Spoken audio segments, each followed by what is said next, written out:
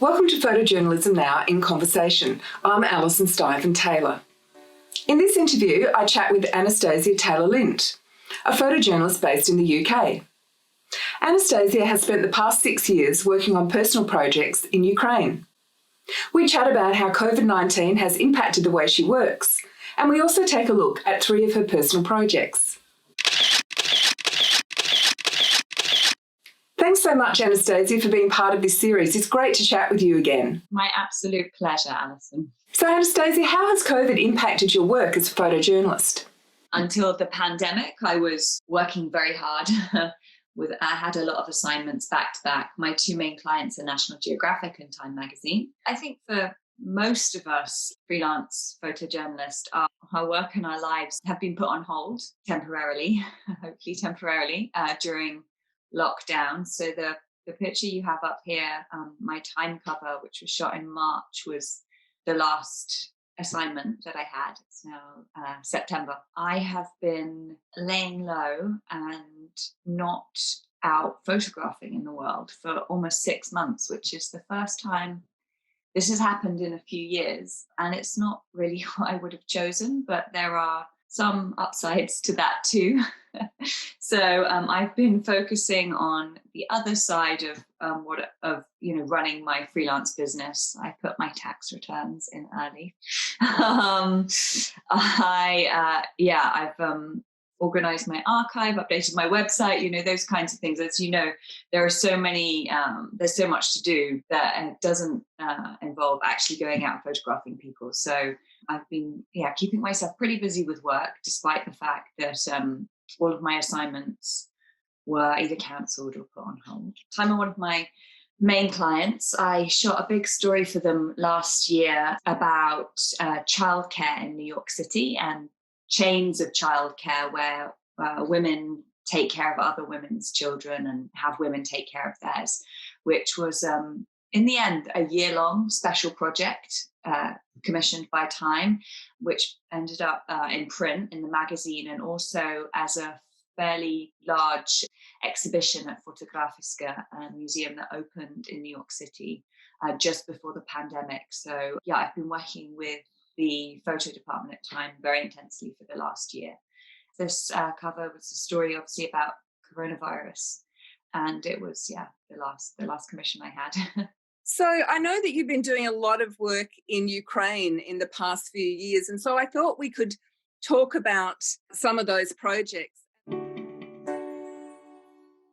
This was the 2014 Euromaidan Revolution. I was going to Ukraine to shoot another story by chance. So I had no intention of covering the revolution. I didn't know it was going to happen.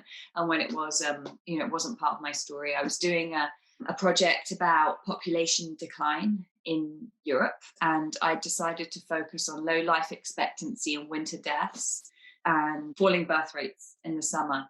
And even before the war in Ukraine, Eastern Ukraine had the lowest life expectancy for men in the whole of Europe. So I was on my way to Donetsk and I had to stop in Kiev to make an application at the Ministry of Health to get access to some hospitals in the east of Ukraine. So while I was in Kiev, I started photographing the protesters who were manning these barricades that faced the Berkut, the riot police, and I started making this portrait series. Every time it came for me to leave and go east to photograph, what I'd intended to, I didn't want to leave Kiev. So Anastasia set up a makeshift studio in the square. So let's have a look at some footage from her portrait series. Okay. And your other hand as well. Yeah.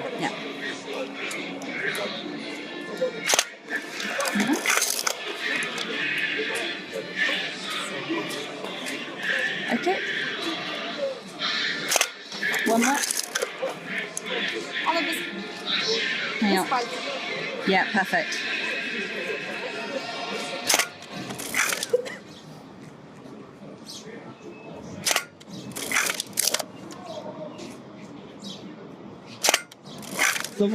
Exactly as you were before. Perfect. Okay, here we go.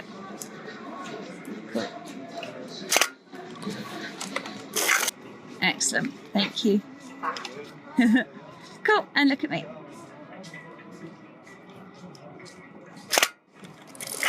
Okay, and look at me.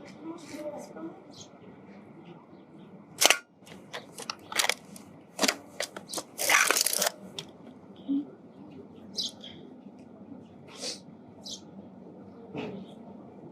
The last one now.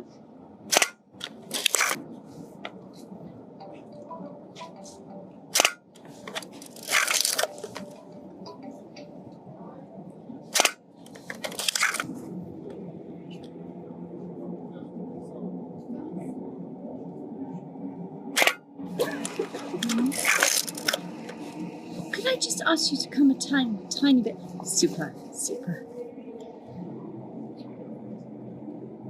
I would put the makeshift portrait studio close to the frontline barricade so that when people were approaching the barricade or leaving at the end of the day, they walked past my studio, and so I could stop them on the street and ask them if they would stand for a portrait. Were you working with a fixer? I was working with a young photographer, Anastasia Taylor-Lind, who worked as my producer in Ukraine. And so tell me about this picture. The woman looks so poised, and the beautiful flowers.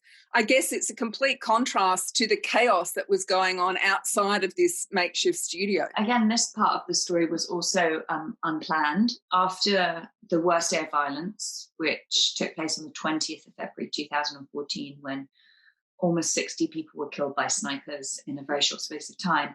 The following day, President Yanukovych actually fled Ukraine to Russia, and almost immediately, civilians who had supported the revolution but had not participated in it began coming into the square to lay flowers, first on the bloodstains on the street where people had been killed, then they covered the barricades, and then they started to lay out these sort of blankets of flowers. It reminded me of the scenes outside Buckingham Palace after Princess Diana died in the 90s, just seas and seas of flowers.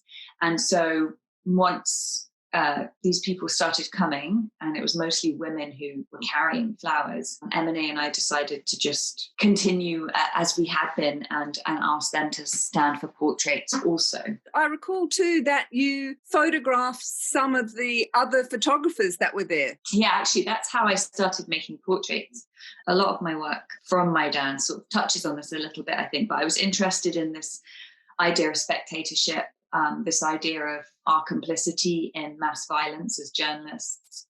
It's very hard to have a revolution without any journalists. There were so many journalists in Maidan, and every morning when I arrived at the frontline barricade, for about a month, I would count the number of protesters and count the number of journalists. And one morning I counted more journalists than protesters. So I initially started making photographs of photographers who were covering the revolution. Let's move on to your next project. So after you finished working in Ukraine in 2014, you did another project. So Welcome to Donetsk. And I wonder if you could talk about how this project came about and what the motivation was in going back to Ukraine. Well, I had always intended to go to Donbass in the east, but by the time I left Kiev, it was impossible to continue with my original plans.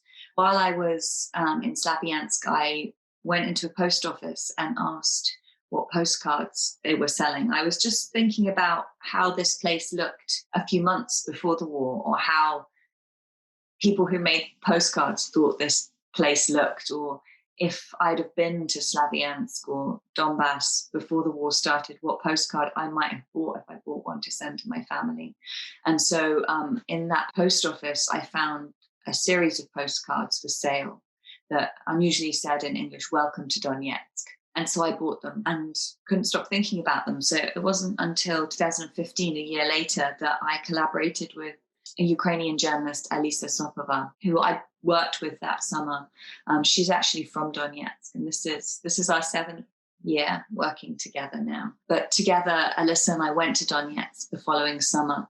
We found the business who had printed these postcards, and the photographer who had made the pictures had left Ukraine, but his mother-in-law had the surplus stock of all these postcards in her basement. And so she agreed to sell them to us. So we bought several thousand copies of this postcard series. And while we were in Donetsk, we started compiling our own list of dead because we couldn't find one anywhere. And what we realized I mean, of course, it seems naive now, but it was pretty shocking at the time, was that each side would only count their own casualties in the death toll. We made a list that included combatants from the Ukrainian army, the Ukrainian volunteer battalions from the Donetsk People's Republic, Luhansk People's Republic, Russian soldiers, victims of the MH17 plane crash, civilians, and also journalists. And we started writing the names of these people who'd been killed and sending them, as you know, because you were a recipient of one of these postcards, writing their names on the back of a postcard and sending them to people all over the world. In the end, we sent postcards to more than 60 countries, and not everyone would know what they were receiving. I used Instagram to ask if people would like to participate in our project about the war by receiving a postcard, but people didn't know what it was they were going to receive. And unexpectedly, once we started sending them out, the recipients of these postcards responded by photographing their postcard in their own environment and posting a picture of that on social media. So that was something, again, unintended and unexpected. Like with the Maidan series, as a photographer, I had no idea what direction this was going to go in, if people would respond at all, if it would be a way of moving people by taking the name of one person and having it arrive handwritten, have it literally dropped through the letterbox. It's different to picking up a magazine or going on a website and looking at a war story. I wondered what would be the effect of it being dropped through the door. And hundreds of people also lit candles for the person who'd been killed. They researched their names and found out how they were killed in some instances. They said prayers for them. I sat and wrote the first 1,000 postcards myself. It took days and days and days. So at one end, there was Instagram, which is how I had to find recipients for the postcards. But at the end, what you got was as far from social media as possible, right? Because I literally sent you a postcard from a postbox outside my apartment in Kiev that was sent across the world and arrived in your letterbox in Australia. Yes, exactly. So it was a really interesting combination of that sort of old world way of communicating and postcards being sent to share holiday experiences instead of, sharing the death of somebody. I was just ruminating on this question. What does war look like when it arrives in your own town? What would it look like if it arrived in my town? How would people tell stories about me? And this was just a way of exploring telling war stories in a different way. As you know, this project doesn't use my own photographs in any way. I should say as well, I was inspired by a postcard project that Alfredo Yar did in the 90s when he visited Rwanda after the genocide. And what he did as he traveled through Rwanda was he found postcards, touristic postcards that were made before the genocide. And every time he found someone who was alive, he wrote their name on a postcard and sent it to a friend of his. When I found a series of postcards in a war zone that depicted that place before the war, I wondered what I could say using those postcards. So you just keep going back to Ukraine, don't you? Because your current project, 5 kilometres from the front line, that's also in Ukraine. Yeah, this is in Donbass, in the east of the country. Again, a collaboration with Alisa Sopova, the writer from Donetsk.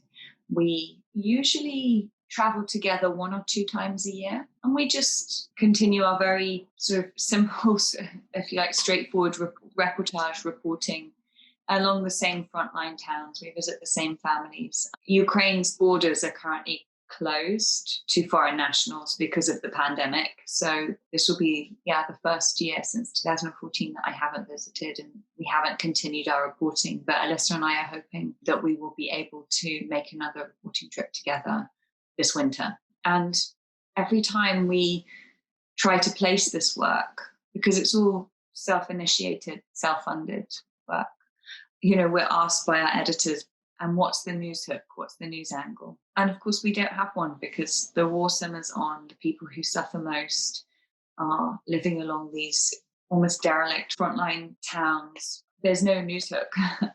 We can't come up with any anymore. It's just like these people live here and they find ways to live their lives and raise families and get married and go to work and, tend to their gardens around the war, around the front line, around military positions. They find a way to live around the war. The only journalistic strategy that Alyssa and I have really to employ here is just to keep going back again and again and again. So the next chapter, if you like, project that looks at the civilian experience of living in eastern Ukraine is this Shrapnel project, where we've collaborated with a British sculptor called Andrew Lacey.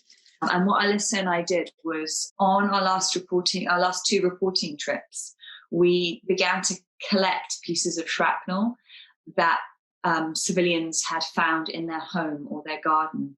And Alyssa wrote her MA thesis about this phenomenon where people collect war debris and they create small museums or small collections inside their homes, also inside town halls and public spaces. But in the end, we realized if we arrived and said to somebody, can we see your shrapnel collection, rather than, do you have a shrapnel collection, they would always say yes and bring out a bucket. So we started collecting these pieces of shrapnel and labeling them by the name of the address that they were exploded at. And what I'm showing you now is not the original piece. It's actually a piece of shrapnel that's been cast by Andrew Lacey using silver. And this is not ordinary silver. It's silver that's been reclaimed from the film processing tanks in a lab in New York City that was run by a photographer called Alberto Caputo. For 30 years, he ran a lab in New York City where he reclaimed the silver from the darkroom tanks before the water was recycled. And so he gave me enough silver to make this project. So pieces of shrapnel made from the silver, but that's been used to expose photographs. Magic silver is what I call it. I met Alberto several years ago, and I'd again been ruminating on this idea of what could I do with his reclaimed silver? How could I use that to make a comment on, again, photography and war and our complicity as people who document war in perpetuating it? Again, you can't have a war without journalists.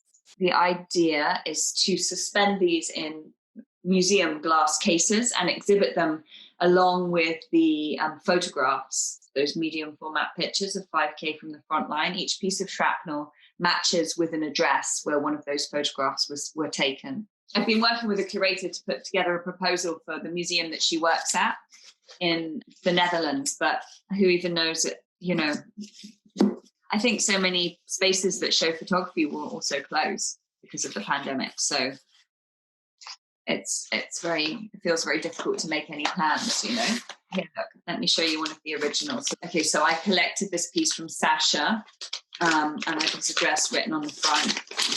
So this is the original piece of shrapnel. It's not silver, it's actually very, very sharp. Sasha's garden. Thanks so much, Anastasia. It's been great looking at your work and thinking about the different ways that we can tell stories of war. Thank you so much.